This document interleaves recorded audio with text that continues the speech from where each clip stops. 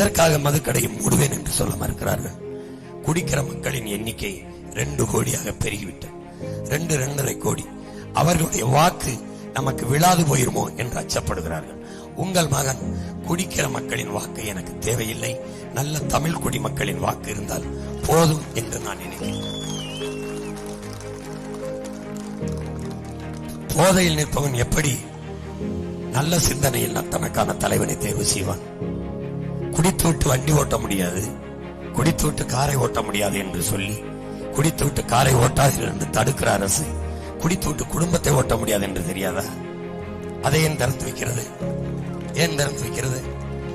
நான் ஒரு அப்பன், எனக்கு 5 பிள்ளைகள். 5 பிள்ளைகளும் குடிச்சு காசு தாங்கள், அப்பத்தான் குடும்பத்தை வீட்டை நடத்த முடியும் என்று சொன்னான்.